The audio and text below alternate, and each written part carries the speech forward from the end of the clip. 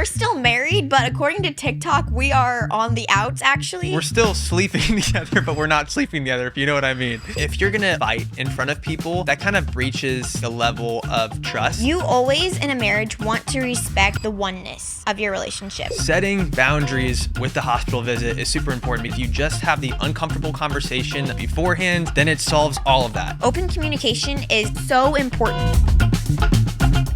Hey, before we get started, if you guys could hit the like button and hit subscribe, it would help us out so much. It tells the algorithm to push our episodes out to more people so they can see it, listen to it. So thank you so much for doing that. Now to the episode. What's up, dudes? And welcome back to the Unplanned podcast. That never gets old. No, I honestly feel like people immediately click off. They're just like, what the heck are these? Who are these wackos? Does that really represent us? Yeah, I don't know. We are kind of high energy. Yeah, we kind of are. We're a little weird too, so it's all good.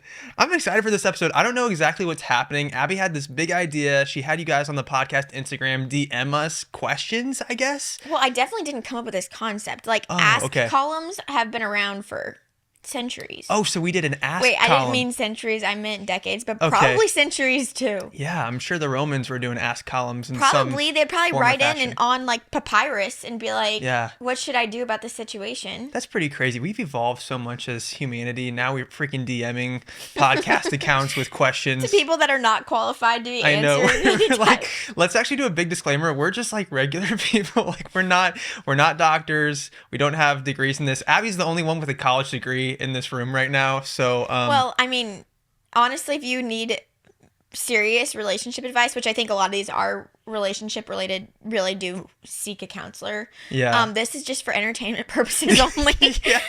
We're still married, but according to TikTok, we are on the outs, actually. Oh, so let's talk about take that. Take this advice with a grain of salt. Abby posted a video last night about how we haven't been sleeping together, and TikTok is freaking out thinking that we're like headed for divorce, which is hilarious. Well, I mean, I gave them all the context I thought that justified our sleep divorce, but I guess that's the official term. If you don't sleep in the same bed as your spouse, technically it's called sleep divorce. Now, we're still sleeping together, but we're not sleeping together, if you know what I mean. Anyway, sorry, Abby. Anyway. Well, okay, here's the thing is that, like, I explained in the TikTok, but, like, our son still wakes up in the night, and I'm pregnant, and you're not able to take naps. Abby hates naps more than anybody I've ever met in my life. And I also can't sleep in anymore. And I'm like, dude, just take a nap. And you're like, I literally can't. So if Abby gets 4 hours of sleep, she can't. It's like she's not gonna be able to nap. So what I do is I wake up with Griffin throughout the night if he wakes up, and then if I need to, I can sleep in, and then Abby will wake up with Griffin if it's a really bad night. But then that way she's always getting good quality sleep. So it's a good thing. It's been working for us. I mean, even when we were doing that, when you were getting up with Griffin, but you were still in the same room, I would still wake up, obviously, because I could hear him crying on the monitor. Yeah. And then I started to just listen to the monitor, and he wasn't even crying, but I was awake, just like stressing about it. So this is working out for now, but I'm thinking that pretty soon he's going to be sleeping through the night, and we will be back together again.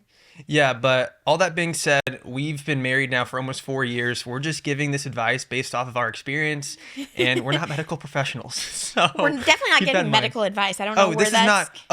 This is not medical. This is just like, I don't know, relationship talk. I don't even know. What are these questions? I don't know. Let's get into the first don't know either. So we had, like, our trusty helper go through these. So we are having a fresh perspective on these and can give just like... sweet.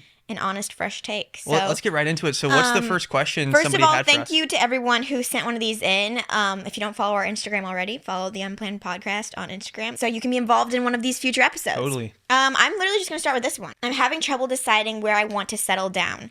I'm from Canada, but I've been living in France for a few years, and I can't seem to imagine my future here, but I also don't really want to go back to Canada, and it's getting late in life to test out a third option. I'm in my late 20s, and I want a family, so I think it's time to start thinking about this seriously. I know you've moved around a lot as well. How did you make your decision? Do you feel like you have to stay put now that you have a family? Any advice?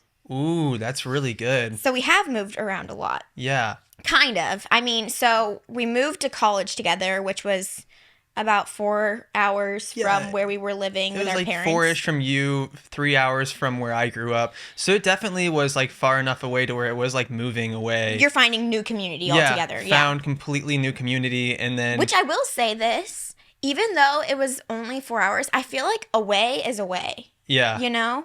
Yeah, I mean, it was definitely very different. Like we made all new friends, made all new connections. That's where we like really grew up, was in We college. found our independence there. Yeah, I loved college. I loved the freedom that it gave us. For sure. And then came the big move just a few years later where To we literally Hawaii. moved to the middle of the Pacific Ocean to Hawaii. Yeah, we did that about 2 years ago. We knew nobody there. Realistically, we knew nobody upon moving. But we did have some connections. We knew a few creators from Instagram. We knew like Britt and Connor Kent from Instagram. We were just like Instagram friends with them before we moved, and they were super nice. They actually helped us find a place in Hawaii before we moved there, and then we secured that little house on the beach, little cottage. It was 500. Was it 400 or 500 square feet? I think it was 500 square feet. Yeah, something like And then yeah, and then we knew like somebody else. But the I'm like blanking right now. The Beastons. Basically, The Beastons. Yeah. yes. But anyway, yeah, no, we just moved there 2 years ago, lived there for a year. Then we moved to Arizona. Now we've been in Arizona for a year. So we've kind of been all over. I dare to say, though, we feel like we're probably going to stay in Arizona long term. Honestly, yes. Because I kind of feel what you're feeling. Like when there comes a time in your life where you're like, okay, I want to put down roots somewhere. And I mean, I think there's a way to do it that's probably healthy. But usually with kids, it's probably better to stay more put if possible. Yeah. I understand there's circumstances like military family, for instance, like they have to move around a lot. And if depending on parents' jobs. But if it's possible, I think it's better to stay put so then they have some consistency growing up in their childhood. I mean, we're not quite there yet, but I think for us moving closer to family was definitely a good idea, because now it only takes us 3 hours to fly and see our family in the Midwest. Before it was like a 9-hour flight. So it's definitely something that we're doing a lot more. We're seeing family a lot more now that we're only 3 hours away. So I don't know, if you're in France and you're thinking about settling down and starting a family, Well, she said she can't seem to imagine her future there. really? Yeah. Well, then but I she would doesn't maybe want to go back to Canada. Oh shoot, because I was gonna say go back to Canada.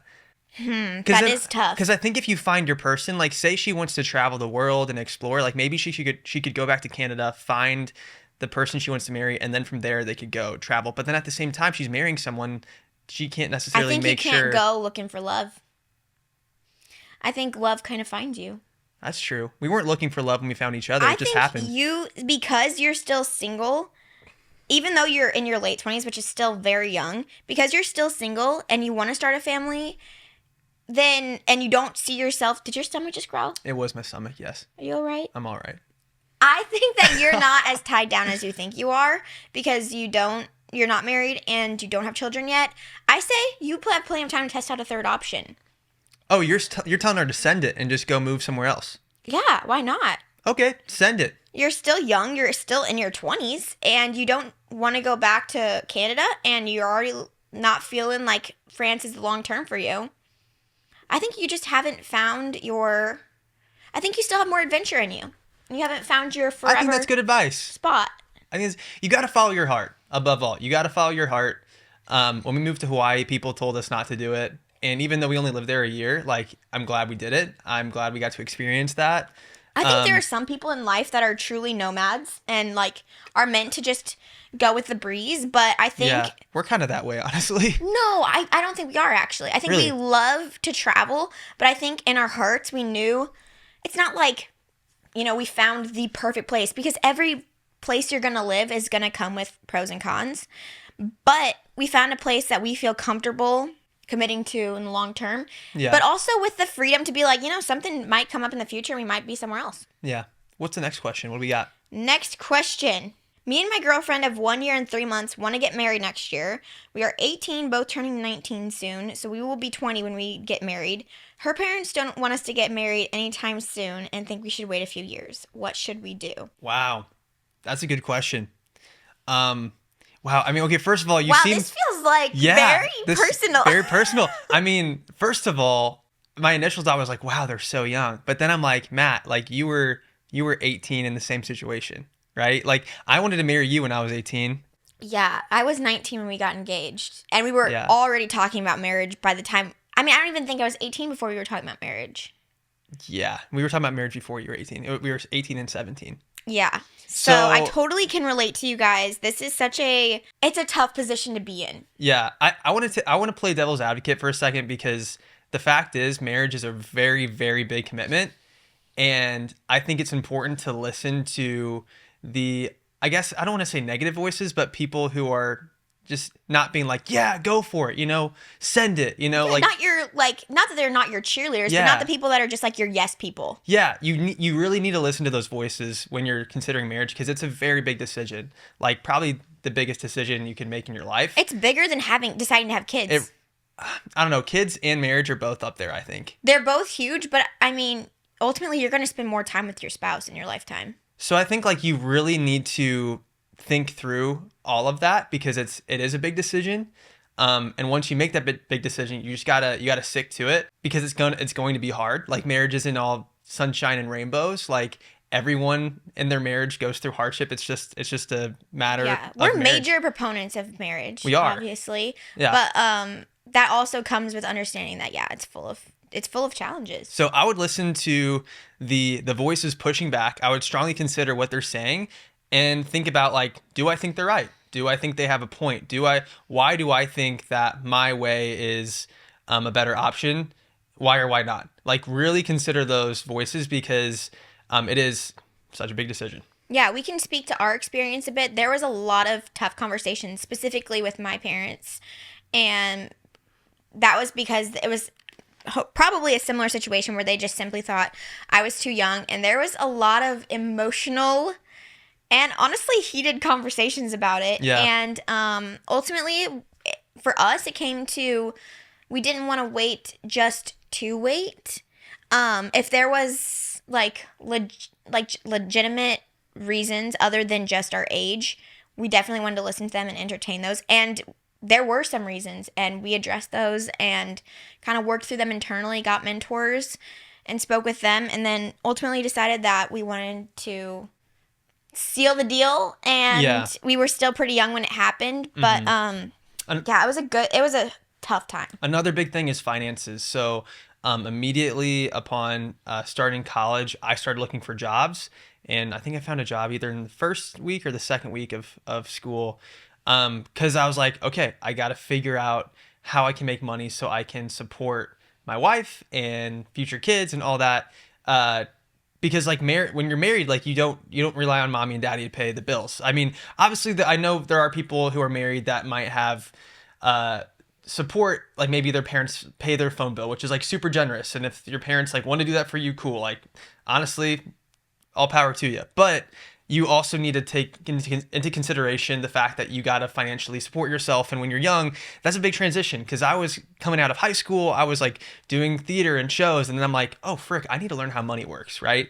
So I would say definitely start reading up on your Dave Ramsey books, on your, maybe there's a book called The Richest Man in Babylon. It's really good. It's about building wealth. It's just understanding how money and finances work because it's really important to be able to financially support your marriage. Luckily, a blessing we've had in our marriages, we've never fought about money, which I think like money causes a lot of fights in marriages from what I've heard. It's actually surprising that we've never. Yeah, we fight a lot, but we've never fought. We've never fought about money, and yeah, that's just been a huge blessing for us because I think initially with the idea of getting married, we like really took seriously the fact that we needed to financially support ourselves. So don't just like gloss over that detail because it's a very important thing to be able to pay your bills, pay rent, pay for the electricity bill, all that. Yeah, ultimately young marriage was the best decision for us because we've grown up together, and I mean, I feel like our relationship is so deep because we've seen each other.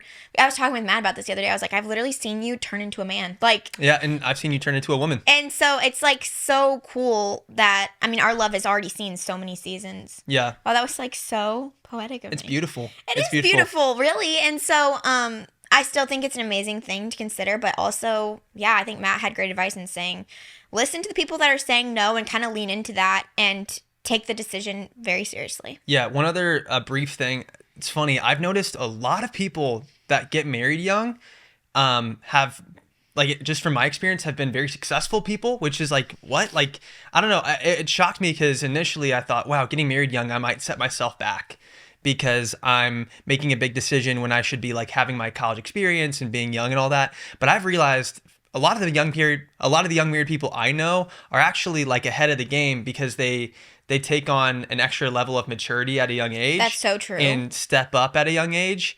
And they grow up faster. You really are. I mean, you do miss out on a college experience in the traditional sense, I would say. Or your like standard early 20s experience. But then you get a fully new experience, right? Like it's really flipping fun to be married when you're young. I'm gonna stop there because I don't want to say anything like too encouraging, I guess, because it is such a big decision. I want people to like really. I think it's right for some people, but probably not for most, honestly. Yeah. Probably more people than decide to do it. Yeah. Does that make sense? You definitely need to take on like. Oh dang! I forgot to put on deodorant today. It's all good. I can't smell you. Okay. Yeah.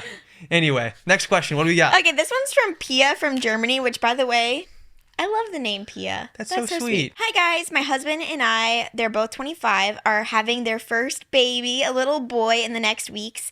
We just moved out of my parents' house to enjoy at least a few weeks of being just the two of us. I'd like to ask you guys for advice for first-time parents about the baby. Like 3 things you wish you had known back when little Griffin came to join your family, or 3 advices you'd give yourself now looking back. All the best, and so excited for the next episode. Griffin is now 9 months. He just turned 9 months the other day. And it's been like, he's gotten so flipping cute, first of all. So oh my gosh. Just get ready. The first thing I thought of that I want to tell you, and I wish someone would have told me this, it gets so much better. And now I want to say this, like the newborn months are so precious, like, and they go so fast, but I kind of needed someone early on to tell me it's gonna get easier, because it does get easier. There were moms telling me, and parents probably not necessarily trying to be discouraging, but it was super discouraging. They always tell me, just wait, it only gets harder, like wait till they start. It's always like, just wait till they start crawling, just wait till they start walking, wait till they start talking, wait till they start having an attitude. Like, it was always like they were getting me to dread the next stage. And I hated being in that place because I was loving motherhood, but I was also so excited for the future of what it was going to be like to raise our kids. Yeah. And in the newborn stage, you're kind of limited to just their basic survival needs. Like, you're basically spending your time feeding, changing diapers, making sure they're, getting good rest. It's basic needs, but it gets so much more fun when you get to start to interact with them and communicate with them, and they can communicate with you. So just know, like, if you're struggling in those early months, it gets so much better. And my advice would be to get your SHIT together before the baby comes, because oh man, did it hit us like a train, because we're disorganized, we're unplanned. Like, that's why we named this podcast the Unplanned Podcast, because we are not like structured, on time, on top of it people.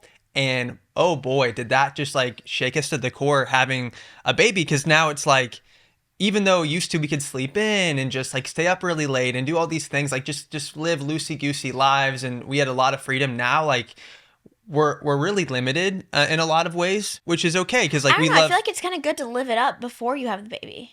Well, I'm saying, like, it's good to live it up before you have a baby, but you need to like have systems and structures in place to make sure that you're prepared when the baby comes, because I would say we didn't as much, especially as business owners ourselves. Like, I was like, maybe okay, get your work stuff situated. Yeah, get work figured out, whether you I don't know, work for a corporation or a teacher. I don't know, whatever your job is, like, get that figured out too, because we did it on our end, and then it just kind of like hit us really hard. Yeah, I think we still had a pretty smooth transition though into parenthood. I don't know, it felt natural to me. Yeah, I just think like all my expectations, like this was so dumb. I was like, once I'm a dad, once my baby comes, like, I'm gonna start working out. Like, what? Why did you like, even think I don't even know. Like, your time is just like gone. Like, you have way less time. And like Abby said though, it gets so much more fun. Right now, Griffin's like basically turned into like a little boy. He's like, oh my gosh, he's so communicative now. He doesn't speak English, obviously. Like, he's not at that point where he speaks baby babble, but he's just so cute, and he'll smile at us and giggle with us, and we can have tickle fights together, and it's just like the freaking cutest thing ever. You hear their little laughs when they start to recognize you and prefer you. Like, it's so precious. And watching them just grow up, it's like it's truly something that you can never understand until Yeah. you have children. And so it's so much joy, and it just gets better. It truly does. Something else I wanted to say was oh gosh, I forgot about it. When you were talking, I was thinking about it, but then I was trying to listen to what you said, and then I forgot what I said. I was gonna say one other thing, like getting childcare figured out before the baby comes, because like say you are needing to hire a babysitter or a nanny, or you want to have some situation with your parents worked out where your parents can watch your kid when you're at work. Like you definitely need to have those things figured out. Oh, I remember what I was gonna say. Yeah.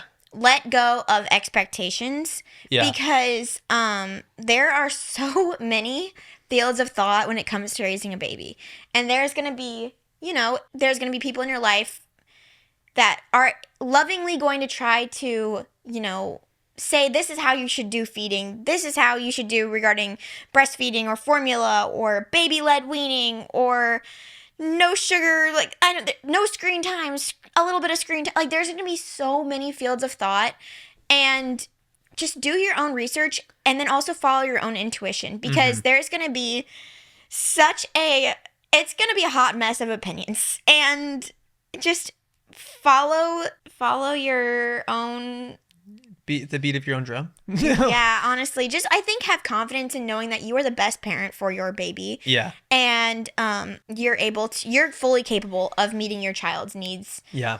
So, yeah. One other thing, have a weekly date night. It's so easy when you're a new parent to just put all of your energy and focus into your kid and not your so spouse. true. And that can quickly wreck your marriage. And so we've had moments in the past 9 months where we just haven't been focused on our marriage because we've been so focused on our baby. And it's not good. It's not healthy for your marriage. And it's actually better to prioritize your marriage, which that will then in turn like help your baby, right? Because yeah, it's so sweet. Like when we kiss in front of Griffin, he loves it. He loves it. He freaking loves it. I think there is something just like built in us that like when everything's good between mom and dad, like it feels safe. You know, I have a friend I felt really close with. We met as roommates in college and got really close over the year. Then I even asked her to be a bridesmaid in my wedding. I love her so much, and her energy helped me become a better, more confident person. Now that we don't live together, I feel like I rarely hear from her. I text her multiple times over a month, and I barely hear back once. Aww. I can't tell if she's just a really bad texter or doesn't want to text me specifically. It definitely feels like she isn't trying very hard at our friendship. I don't want to give up on it because I really liked her. Should I keep pursuing this friendship? Should I confront her, and how? Aw, I hate that. Yeah. It's so sad because I think, look, I'm guessing, wait, she said that she was in college with her roommate? Well, oh yeah, we met as roommates in college, so probably like after college she got married. I think that's been one of the saddest things is I've realized recently, like I don't talk to my college roommates as much. And they were so, like I was so close with them in college. They were groomsmen in my wedding. And the people that I talk to now aren't the people that I talked to 4 years ago. I think that there's still a way to make sure those relationships still keep going. Like I know one of my roommates is going to stay with us here and visit us in Phoenix here in a month with his wife, and another one I'll FaceTime from time to time. So you can definitely keep those relationships going, but it definitely looks different after college, especially if you move away. If you don't live in the same city, like how are you going to hang out every day like you used to in college? It's impossible. I think that was something that I had unrealistic expectations for entering into marriage, is that it did change my friendships. Yeah. Because you kind of took priority, whereas you didn't necessarily have priority as my boyfriend. You kind of did, but like I still really spent a lot of time with my girlfriends. And so it did put me in a stage where I felt disconnected from people that I once was really close with. And that made me really sad. Like, do you remember? I remember there's one specific night. Oh, yeah. Like, I was literally just crying on the couch of our apartment because I was seeing my girlfriends hang out, and I wasn't there. And I wasn't invited, and I didn't even know what was going on. And that was a tough thing to realize, is that, like, I don't even think they did it. No, they weren't intentionally leaving me out. They didn't. They definitely didn't. They weren't intentionally leaving me out, but all of a sudden I was in a place where I just was like easy to forget because I wasn't living with them. I wasn't, I had kind of moved on in a way from where they were. So it's really tough. But what I don't regret is I did have a tough conversation with them, and I wasn't like, I would say definitely be very aware of how you approach the conversation. But I do think a conversation should happen where you're like, hey, like, I know you probably didn't mean to do this. Just go ahead and phrase it like that from the beginning and just say, like, I wish we were closer. Like, I wish we could hang out more. And sometimes it feels like I'm putting more into this friendship than you are, like, things like that. I think you can really lay it out, but make sure it's in not a blaming way, but just a very, like, kind and gentle way. And then I think a lot can be gathered about someone's, like, how they are as a friend to you based on how they respond to tough conversations like that. What I love about Abby is she's not afraid to have the hard conversations with her friends. So if somebody does something or says something that hurts Abby's feelings, she's going to say something about it. She's not going to go talk behind someone's back and, like, get a million people's opinion about what she should do first. Like, she just goes directly to them and says, like, hey, you did this and it hurt my feelings. And in that situation, I think you went directly to your friend who you just felt hurt by because you weren't invited to that hangout. This was like over 2 years ago now. Yeah, this is crazy. Time ago. It was like 2.5 years ago in college. When COVID was still going on. But yeah, like, you went directly to them and they're like, oh my gosh, I'm so sorry. Like, we literally just, like, it slipped my mind. And I think that to you, though, made you realize, wow, like, I've entered this different stage of life and I want to have these friendships still, but it is going to look differently now that I'm married. Yeah. And I think that the best thing you can do, is just to tell them directly, and then no resentment will build up. And, like, it shouldn't build up then because you're getting it out there and getting the response. And I think you can gather a lot by how they respond. Like, my friends were like, oh my gosh, I totally didn't realize I did that. Like, thanks for telling me. And then we kind of made, like, I think arrangements to see each other or kind of figured something out. But definitely go directly to the person because gossip will do nothing for the situation except make it worse. Yeah. This one says, I'm a new mom to a 3-month-old. Side story, she's a miracle baby. When she was born, she wasn't breathing and had to have open heart surgery right away. Oh my gosh. God is good and she is thriving. Doctors are amazed with her health. My husband and I are so grateful for her. I'm looking for fun activities to do with my baby. I can tend to get stuck in a rut and stay at home. Any fun ideas for mom and baby or even a young family to do together? Ooh, we just went on a walk around a local lake in Arizona. Yeah. And, like, that was really cool. And I feel like if you go to parks and, like, lakes and places where, like, maybe you see other families, I feel like just getting outside is like the key. So good for your mental health. And then hopefully you, like, would meet somebody too that you could end up hanging with. And I think it'll make your baby happy too. I think 3 months is hard because they're still super, super young. But what you can do is look up on, like, Pinterest. Just look up activities for a 3-month-old. And I've been starting to do that with Griffin now. And, like, I did, like, a sensory bin for, like, an 8-month-old. And now I'm looking at stuff for a 9-month-old.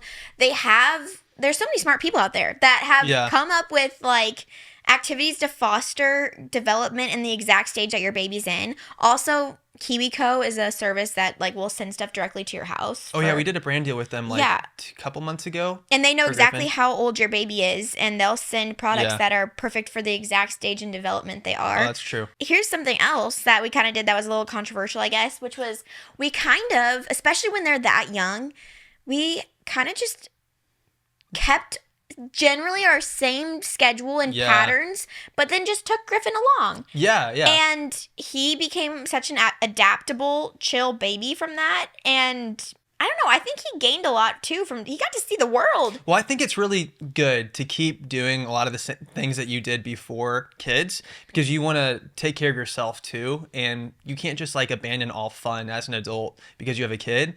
But at the same time, you need to approach it with a new mindset. And extra prepared. I think we learned this in Hawaii because Hawaii didn't really feel like the relaxing trip we were hoping for. We were really just existing in a different place in Hawaii when we went there for a month because I had all these plans to do all these crazy hikes and, like, didn't really think through the fact that we had a 7-month-old with us. And so that being said, like, you can do a lot of the stuff that you did before, but you need to approach it with a new mindset and plan accordingly because I didn't do that in Hawaii. And then I was really let down because I thought we could do all these things that we used to do and we didn't. And it was harder. So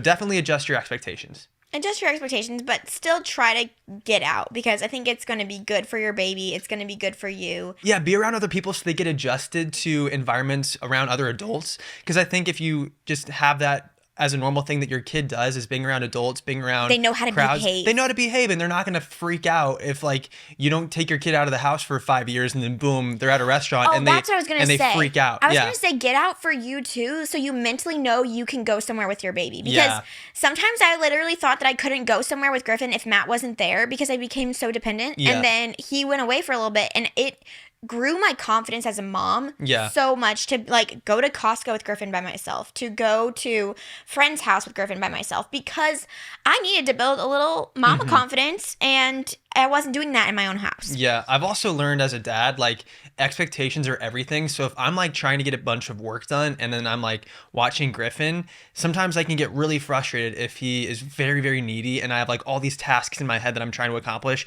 and he's keeping me from doing them. But then again, if I'm watching Griffin and I have the expectation of like, okay, I might do this one thing and accomplish this one task, but really he's my focus right now, then that experience is a lot more enjoyable because really he's my focus. I don't have a lot of stuff that like are planned to do. And I think that's kind of the mindset you need to take when taking your kid out to the park or to a restaurant, stuff like that. Yeah, like last night we tried to go to a friend's house and have dinner, and Griffin was just not having it. He was having a tough time, and so we just left, and that's totally fine. We still went there, and everyone was okay. Everyone was fine. It was a bummer. It was a bummer. I wanted to play Mario Kart with our friends Mike and Ashley. Mario Kart is such a fun game. We need to get it, okay? Why do we not have Mario Kart at our house? Because we don't have a console. We need to buy the Nintendo Switch, and we can play Mario Kart together. Oh, man. Okay. Next question. You can always revert and come home if you need to. Hey, real quick, if you haven't already hit the like button and subscribe, please do that right now. It would really mean the world to us. It actually helps us out a ton. It tells the algorithm to push this episode out to more people. So go ahead, smash that like button, hit subscribe. Thanks for doing it. Okay, now back to the episode. I've been with my boyfriend since I was 17. I'm now 23. We've also lived together for a year and have both said that we want to get married and have kids. I haven't seen any signs that he's getting ready to propose as of yet. How can I subtly let him know that I'm ready for a proposal? Ooh. My question is, why does it have to be subtle? Oh, yeah. Why can't you just say, hey, like, what's going on? Yeah. Like, if you want to be subtle because, I mean this in such a gentle way, but like if you are wanting to approach it in a subtle way because you don't want to like scare him, like why is he the marrying type? If he's scared of having that conversation, is he going to get cold feet? Then I don't know.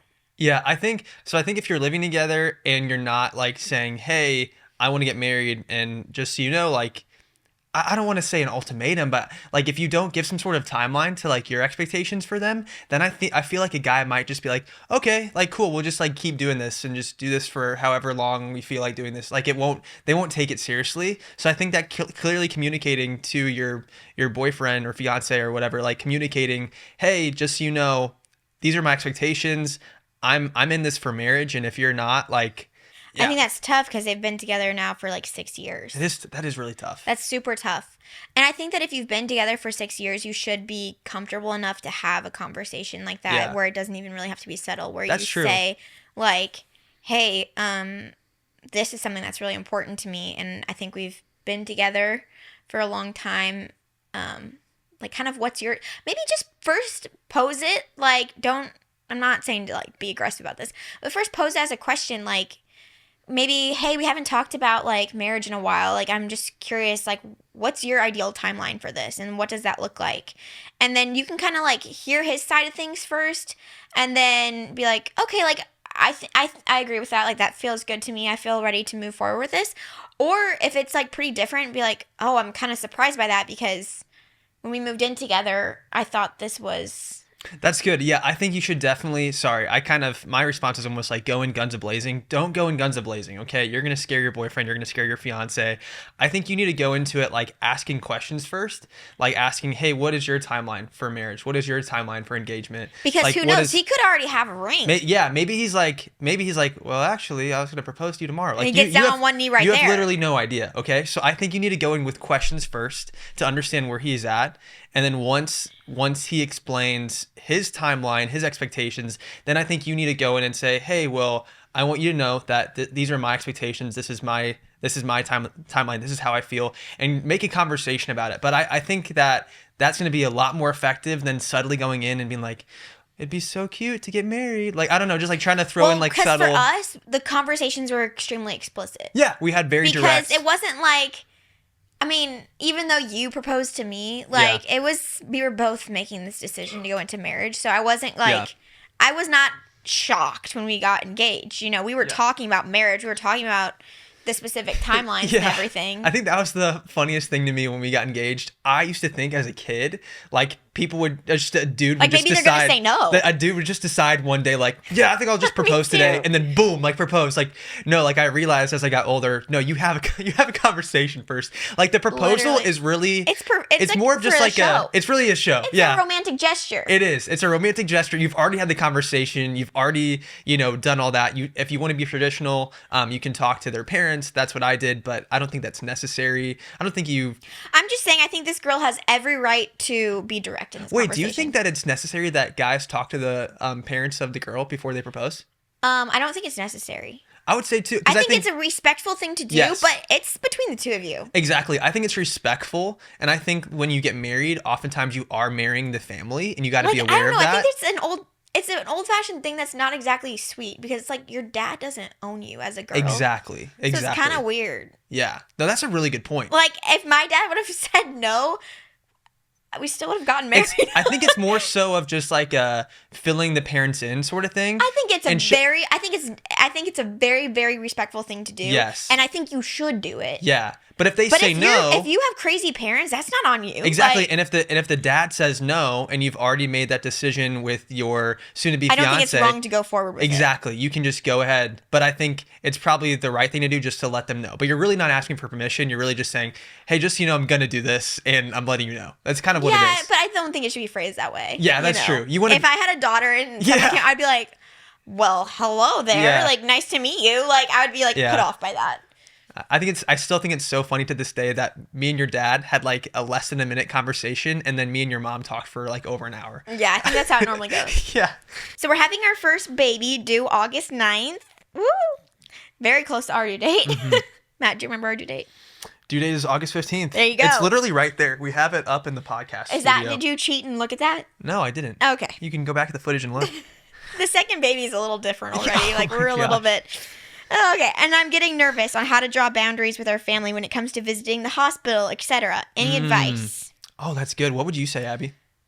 That is such a personal matter, because even between me and my sister-in-law, we're very different on this topic. And so, gosh, you're always going to hear me say this, but you have to be just open and direct in your conversations. Yeah. You can't beat around the bush with these things, because, like I said, it can only make you grow resentment when it's just like, if you could have just communicated, which we are not always the best communicators at all. And so I think it's something that as I've gotten older, I've realized open communication is so important. Oh my gosh. And it doesn't mean that you don't, say things sometimes in a nicer, more roundabout way, but the conversation needs to happen. Setting boundaries with the hospital visit is super important, because if you don't discuss that beforehand, you're going to get burned. Something's going to happen, and then you're going to go gossip to your friends about how this person did this to you, and it's like, then it just creates all this drama. Or they showed up unannounced when they thought that they were going to be, like, maybe in their heads, they're like, it's going to be such a sweet surprise for them to see us. Yes, and it just creates all this controversy and conflict, when if you just have the uncomfortable conversation of telling people exactly what you want beforehand,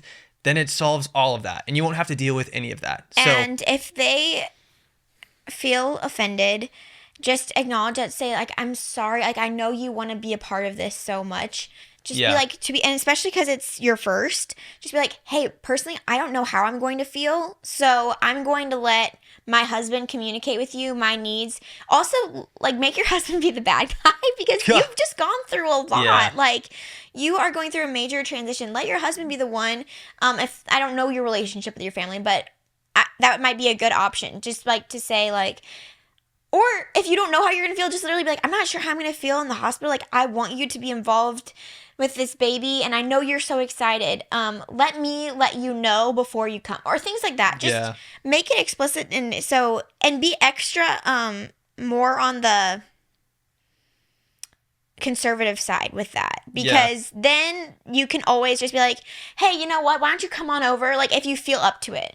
But say, like, maybe you say, we don't want any guests in the hospital, like, as of right now, because we're not sure what it's going to be like, Set expectations before. And just know that, like, they're so excited for you, And they're coming most likely from a very good place and not trying to like overstep. Oh, that looks like a big one. Do you want to do a long one? Yeah, there's a lot of Okay. words written there. Wow. This one says, I'm often wondering about where the parents of your spouse/partner start to cross the line in regards to your relationship with said spouse/partner. I was raised in a way that I believe the relationship between you and your partner is you and yours only, and you two are the ones making decisions, choosing your partner, solving your problems. Because of that, I believe that parents interfering with your problems in a relationship is not a good idea. My partner, on the other hand, has a different opinion or was raised differently, and his mom often asks what I do in our relationship, what we talk about, or how we resolve our problems and what the problems are. Now, I actually appreciate the concern, and maybe the thought behind it is to help or to give insight or so on. On the other hand, my parents always ask questions about what we do and what my partner is doing, etc. too, but never ask about fights or disagreements and just give some general advice here and there, as probably a lot of parents do. The reason I think parents shouldn't interfere very much is because they don't feel the same love their child feels towards their partner. Their child and their partner then resolve the problem eventually and still love and appreciate each other. But if a parent hears about the disagreement, they would, I think, naturally want to protect their child and often disagree with the partner. Yeah. If they hear about the fights often, even small fights, they start to lean more to disliking the partner, which I feel is happening to me, especially the mom of my partner not understanding my background and my opinions and our decisions, etc. And her advice is then also coming from the same place of loving and protecting her child first, of course. This is probably happening gradually. So her question is, I was wondering to what extent you two include your parents in your fights or problems about how you communicate about it after or during, and have you ever thought about that? We are in our early 20s and have been together a few years, and I think the parents play an important role here also because of our age, and maybe just some general advice on how to include parents in a relationship in a healthy amount. Wow. Okay. I think first off, not a good idea. Including your parents in your fights and quarrels, not a good idea. Your parents are naturally going to have your back. They're gonna take your side. They're not going to look at things big picture. No, honestly, in our relationship, it's the opposite. Oh my gosh, you're right. Yeah.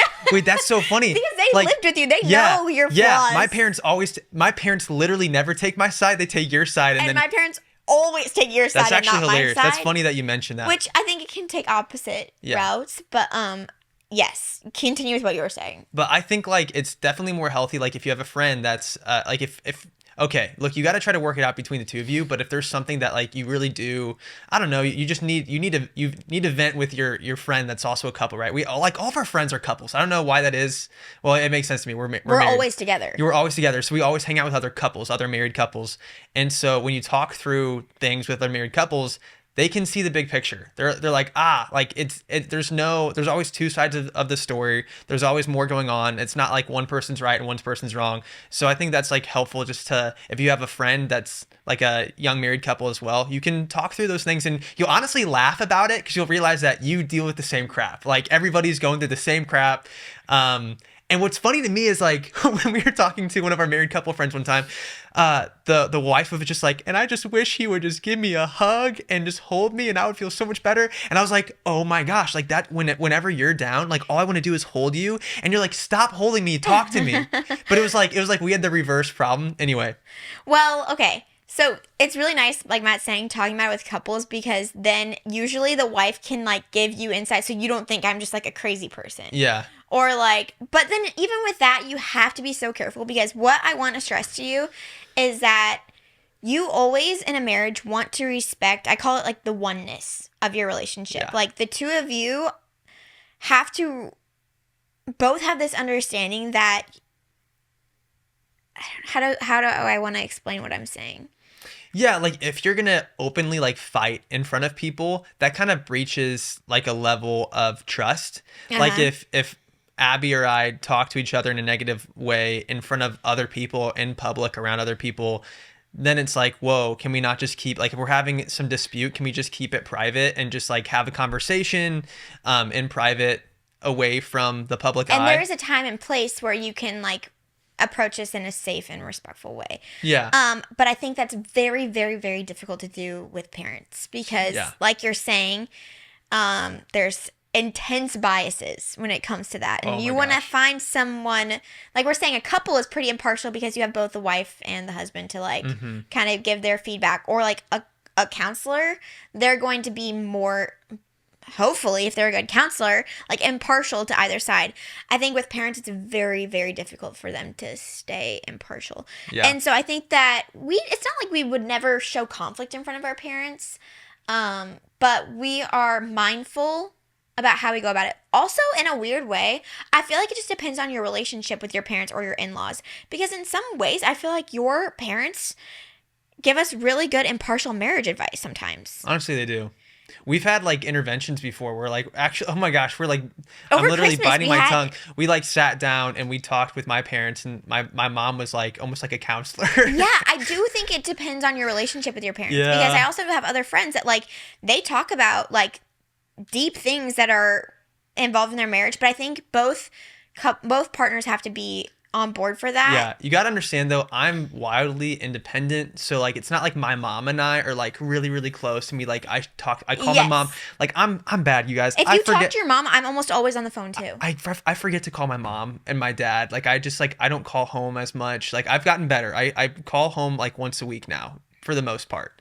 Sometimes I forget, but like it's not like I'm like this mama's boy. So if I was like a mama's boy and I had like a really tight, close relationship with my mom, and I was like telling her all this, like, you know, all the drama that Abby and I go through, then I feel like that'd be an unhealthy situation where Yeah. the mom's like gonna like back me up, like as my best friend, trying to like tell you why And you're wrong. You know what I'm I saying? think why it's also healthy is that it's not like you're talking to your parents and I'm not there. Yeah. Like I'm present. Yeah. When those conversations are brought up. Yeah. Whereas I think in this situation, her husband's talking to The mom. It seems like it parents might be without more of her a involved. yeah, it might be more of a mama's boy situation. Yeah. And Yeah. I think that also, like, she did bring up a good point. Their age also plays a factor because your parents are still letting go of. Yeah. What are you laughing I'm at? just laughing because, like, with my parents, I feel like they never take my side with anything. It's like, oh, what's Matt's opinion? Matt's wrong. Matt's wrong. No, your Not necessarily. parents. Honestly, I think that. I butt heads with my mom is what's funny. Like, But in a sweet way. in a sweet way. It's No, not my parents are amazing. Like we. Yeah, your parents they're- are they're really great. unique in the sense that they're able to we're able to have those conversations totally comfortable. I'm blessed to have really good parents. But to her issue, I think that this is not the same situation. It seems like the husband is talking without her present, and it seems like it's hurting. It's like she's saying it's hurting the way they view her. And that's not fair. So I think that conversation needs to happen, not necessarily between you and your in-laws, but between you and your husband. Yeah. And say, hey, I think that maybe just say, like, I really value, like, the oneness in our relationship.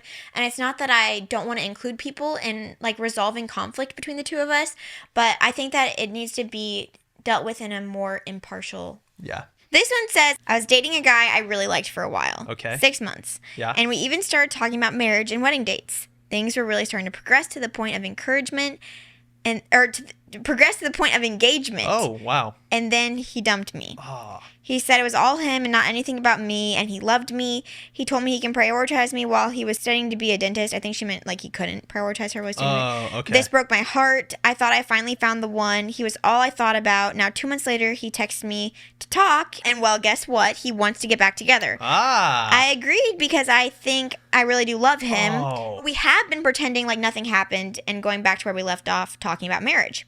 Is that crazy? He broke up with me when life got hard for him. Okay. What if he does it again? What do I Ooh, do? Am I an that's- idiot or is this fate? So the question is, should I marry a guy that broke up with me and now wants to get back together? Okay, first off, I want to say we just had your grandparents on the podcast, and your grandparents like probably almost split like so many times. Well, actually, they broke up and got back together again. She gave the ring back She gave the ring back multiple times. Like multiple times. And I think your grandparents being married 56 years is the perfect example of like successful marriages can start off imperfectly. Rocky. And I've said this before, I'll say it again. You can do everything right in the beginning of your relationship and everything can be perfect, and then you get married and then you Things don't divorce. work out. It happens all the time. And then conversely, like Abby's grandparents, everything can go wrong in the beginning and then it can end up working out. So And being a great marriage that lasts so consider 50 that. plus years. So consider that. But that being said, let's be smart. Let's be wise. Let's use wisdom in this situation. Yeah, there's definitely some red flags there. I have a couple thoughts on this. Yeah. So, to give him the benefit of the doubt, maybe this guy just totally understands the gravity of the decision that he's about to enter. That marriage is life changing and it's a commitment and it takes work, and he is unsure if he's in the stage of life where he's able to commit to that. Yeah, and I think because she said he's studying to be a dentist. And I found that very interesting because he decided to prioritize his career over his relationship. And I think that's a really big decision that young couples have to make early in life. Are you going to take on this new age idea of prioritize your career, be a boss, be a business owner, whatever, like prioritize work over your relationships, right? Like your career matters more, rather than I think an older mindset was like, no, you got to prioritize your relationships over your work. Like your work is for your relationships, not the other way around. For us, initially in our relationship, we actually prioritized our relationship over anything else. We both wanted to be actors. We both wanted to potentially be on Broadway one day. We wanted to move to New York City and be in shows, and we decided to go to school for theater. And then we ended up quitting our that degree path and went to traditional degree paths instead. I went to go study finance. Abby was studying elementary education after her first semester at college because we wanted to prioritize our relationship. I think that's a big decision that you have to make as a young couple, and it's clear that that's what happened in that situation. Yeah. But I don't think, while it's something to take note of for sure, and that should advise decisions you make in the future with your relationship, I don't think that him breaking up with you is enough to be like, nope, never again. My hands are washed of him. Yeah. Because the reason being, I probably would have said that. I probably would have said that before, just because I was just ignorant to what that situation was, because we dated, we didn't break up, and we got married, and it worked out great.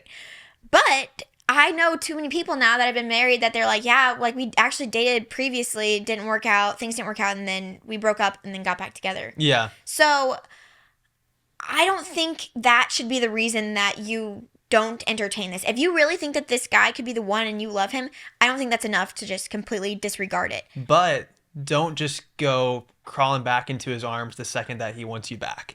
I would play hard to get. I would be a little tough with this guy. I think that you need to draw some boundaries then do. too, and say this hurt me. Yes. I was all in for this. I think as a way to protect yourself, you need to you need to definitely have those boundaries and make it clear to him that he needs to show you why you should trust him, why you should fully think he's serious this time. Because if before he ended up switching gears and breaking up with you, you need to make sure that something's actually changed in him, rather than him still being all over the place and not knowing what he actually wants. Yeah, because if it's only been 2 months, it's not that I don't think that his mentality could change about marriage. It's just that he does need to explain some things. Yeah. And I think it boils down to, you need to value your own heart, and protect yourself in this too, because if you've been hurt and crushed by this, then that you can't just keep opening yourself up for that all the time, because then you're just going to become jaded to all relationships if this doesn't work out, Yeah. It's so interesting how this is such a common challenge that young people face. For us, initially, we chose a relationship. And I think since doing social media, there's definitely been times where you were like, Matt, you're prioritizing work over our relationship. And I think you were right in some of those situations. And I think it's just a constant struggle. I think there's nothing wrong with prioritizing work if you're someone that's not married, or maybe even if you are married, it's okay to prioritize work for a time, because sometimes maybe you need to pay the bills and you need food on the table, and there's no other option than to work your butt off just to be able to keep the lights on at your house. But you need to make sure that at the core of everything, if you're going to be married and in a relationship, you need to be putting that before your job. I do have a hard time too when people are like, right now, I just can't even think about marriage because there's so much going on. It's your life will never be just until you're retired and you're in your 60s, it's never going to be just there's nothing going on. It's just me and you. Yeah. You are choosing a partner to go through all the ups and downs of life with. That includes when your work is being extremely demanding. That includes when, one of you is sick, or, it includes all of those highs and lows. Yeah. So to say I can't even think about marriage right now because this, that, and the other, sometimes I'm what do you think life is going to look like? Because I think there can be some situations where that's wisdom. Yeah. But there's also situations where I'm that's just unrealistic. And in life, you got to choose your heart, right? not being married is hard. Like, you might be lonely and you might wish that you had a partner to go through life with.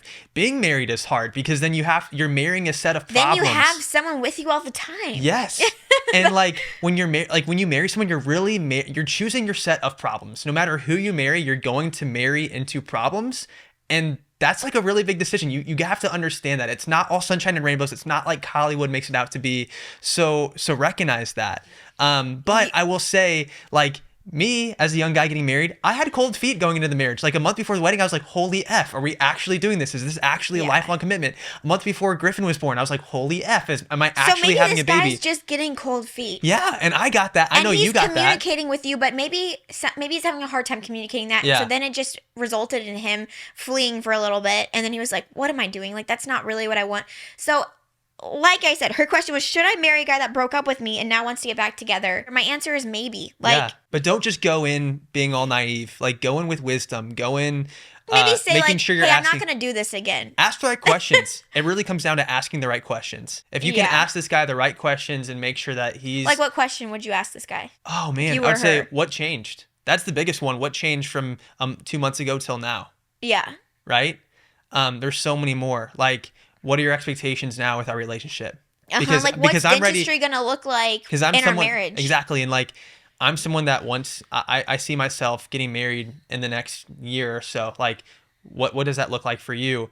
Are you willing to be married while you're going through dentistry school? And you might have to be poor and like eat like rice and beans for a little bit just to pay the bills. But the thing is, like, money doesn't make you happy. We've learned that. We've experienced that. We were super, super happy when we were poor, living in low-income housing in college. Like, there's a lot of freaking fun stuff you can do when you don't have money. There's a lot of free crap you can do that's fun. So it's like, you can be poor and like have your spouse going through dentistry school and have a lot of freaking fun.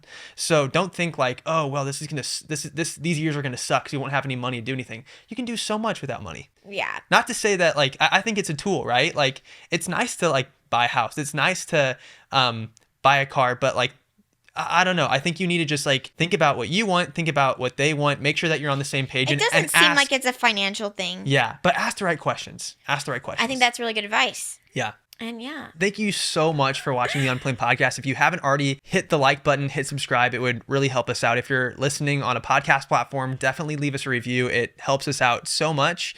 And we'll see you in the next one. Abby, can you read a review that we got? Here we go. This is from @itsmeg's page on Instagram.